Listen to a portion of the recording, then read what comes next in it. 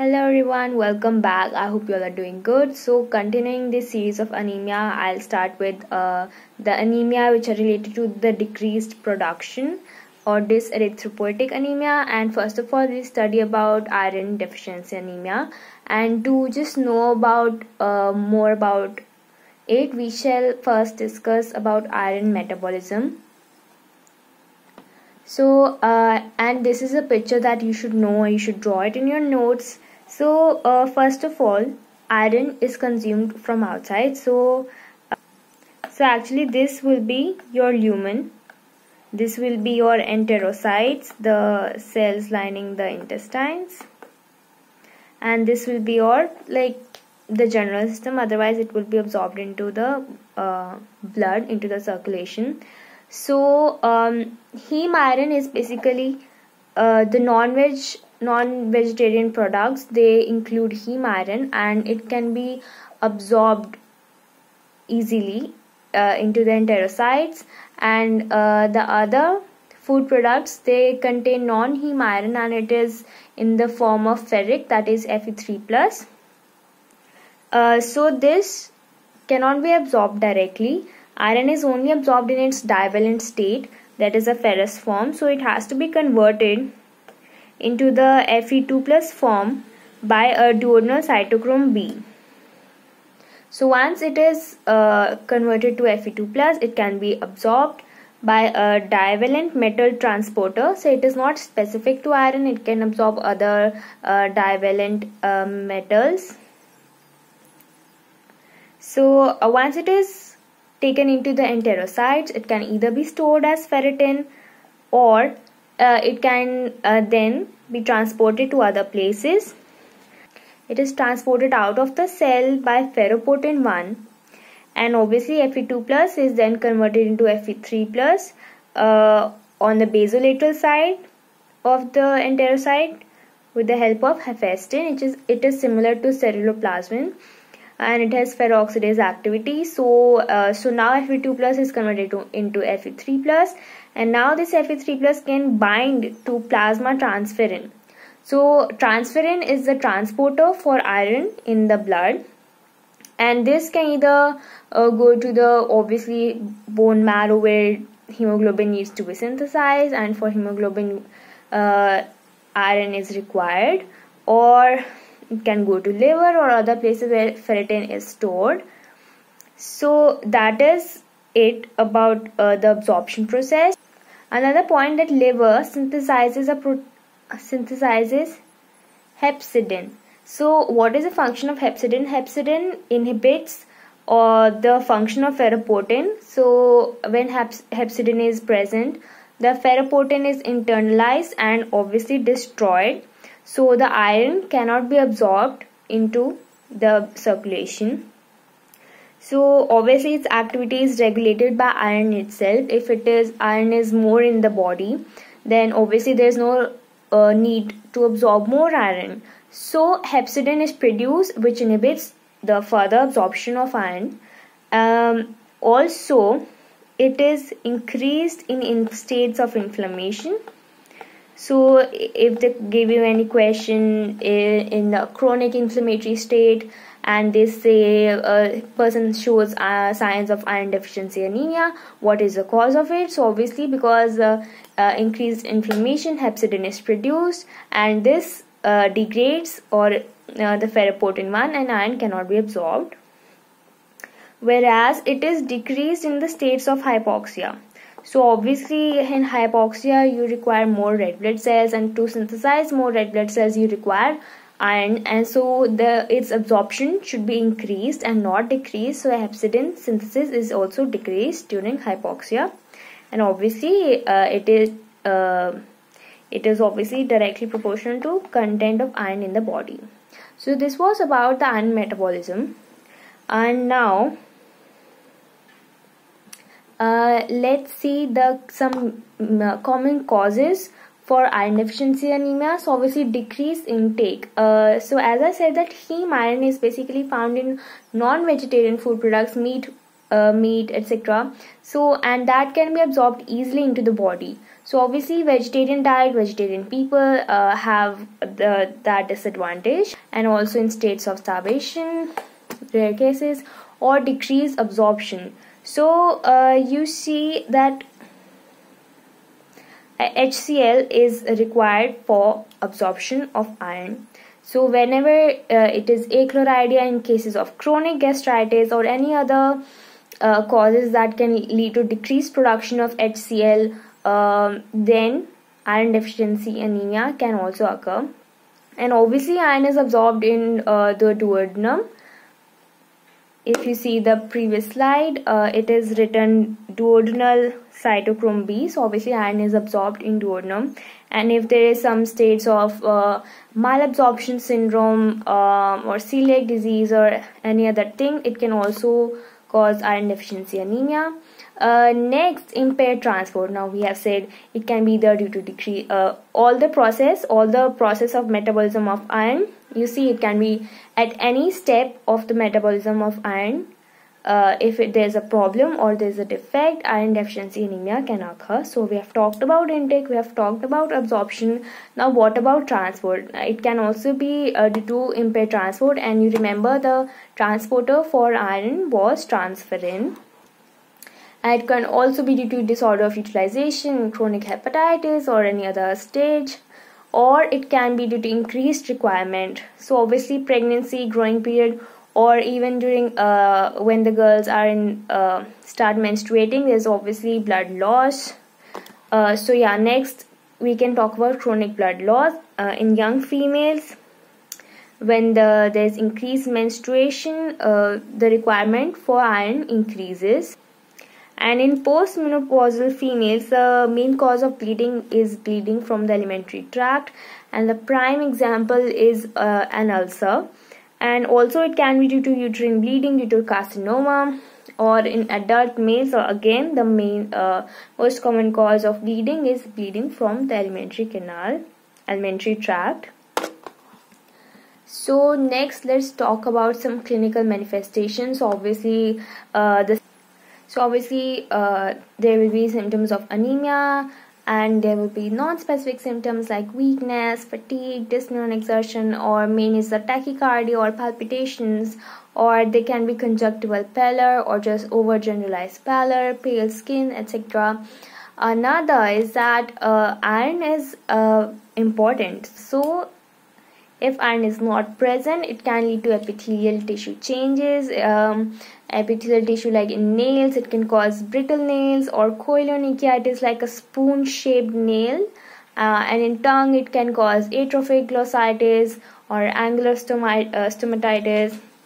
Basically, it can cause atrophic, aplastic, and dystrophic processes in different tissues and organs, and that is due to deficiency of iron containing enzymes.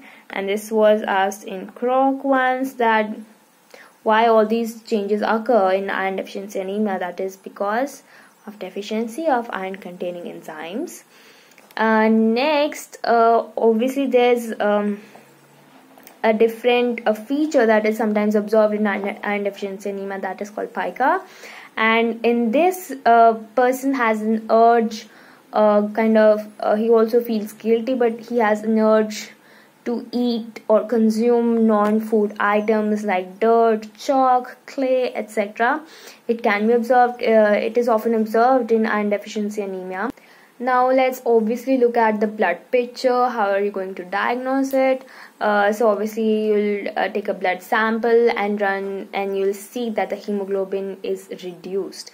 So let me tell you that all these symptoms occur because there is the storage of iron is finished, that is ferritin is absolutely decreased, because even if there is decreased absorption, the body has its stores of iron. So and these stores will be depleted gradually, and only after all these stores are finished, they are depleted, then the negative iron balance will occur, and then the hemoglobin will not be able to synthesize, and the symptoms of anemia will occur. So obviously hemoglobin decreases, and hemoglobin decreases if a color index is also less than 1. And RBC obviously hypochromic, already told, because hemoglobin is less, and they are microcytic. So why are they microcytic is because the RBCs have to go a further cycle of mitosis to achieve a critical concentration of hemoglobin, and you know that hemoglobin is already less, so obviously they undergo another division and they become smaller in size, therefore it is a microcytic anemia. And also the shape and the size of the different sizes of RBC are formed, that is anisocytosis, and obviously different shapes can be seen, that is poikilocytosis. You can see target cells or any other type of cells in this, and that's it. In Croc questions they'll only state these points, so that's only for Croc. But if you go a step further, we also have to be familiar with this term, that is mean cell hemoglobin concentration. So mean cell hemoglobin concentration, it is basically concentration of hemoglobin in RBC, and to find out the concentration, you already know that the concentration of which element divided by the volume in where it is found. So obviously it is mean corpuscular hemoglobin divided by the mean corpuscular volume. So obviously the amount of hemoglobin decreases, so MCHC also decreases.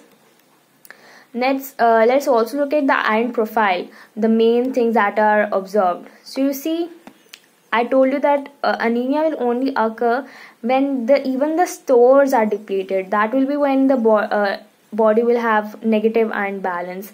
So obviously the storage form of iron was serum ferritin, bone marrow ferritin, and bone marrow ferritin is equal to the serum ferritin. Next, obviously the serum iron will also decrease.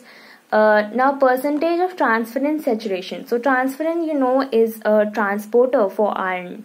So since iron is decreased, the transferrin doesn't carry iron, so obviously percentage transferrin saturation also decreases. Next, TIBC, it is total iron binding capacity. Now it is like, consider the transferrin. Now it doesn't have iron, it does not bind to iron, but its capacity to bind more iron also increases. So obviously the total iron binding capacity increases.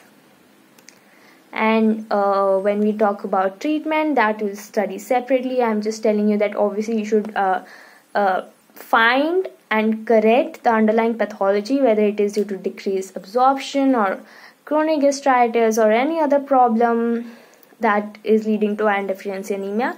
Correct that first, and then you can obviously give iron supplementation from our side, and this should be given for a long time so that the storage form of iron is also replenished. So obviously let's also look at some Croc questions. That is, first of all, a 15-year-old girl has pale skin, glossitis, gingivitis, erythrocytes you can see are decreased, hemoglobin is decreased, color index is reduced, so it is obviously hypochromic anemia. And obviously there are microcytosis and poikilocytosis, and what type of anemia it is. So you see they have not given any other history of the patient, but you can obviously make out that it is iron deficiency anemia, especially with the symptoms like glossitis, gingivitis, you know, all the epithelial changes we talked about. So this is iron deficiency anemia. Next, patient with hypochromic anemia has splitting hair, loss of hair, increased nail brittling, and taste alteration. So remember again, same all the epithelial changes that we talked about, and what is the mechanism of development of these symptoms. So obviously deficiency of iron containing enzymes. I told you that all the atrophic, dystrophic changes that occur in different tissues and organs is because of deficiency of iron containing enzymes. Next, 2 years ago, patient underwent resection of pyloric part of stomach. He complains of weakness and all these. Dyspnea, hemoglobin is reduced, erythrocytes are decreased, color index hypochromic anemia. What changes in erythrocytes in blood smears are more typical for this condition? So you see that he had a section of pyloric part of stomach, and you know that pyloric part contains parietal cells that secrete HCl, and you know it is important for iron absorption. So obviously when the pyloric part is resected, there is no decreased production of HCl or no production of HCl, and iron absorption is compromised. So obviously iron deficiency anemia, and you know in iron deficiency anemia microcytes are observed, and I also told you why, that is because to maintain a critical hemoglobin concentration in RBCs, they undergo another cycle of mitosis, another cycle of cell division, and they become smaller, and that's why microcytes are seen. Next, this was a previous year question. A 37-year-old female patient complains of headache, vertigo, troubled sleep, numbness of limbs. So you see all the non-specific symptoms. For the last 6 years, she has been working at the gas discharge lamp producing factory.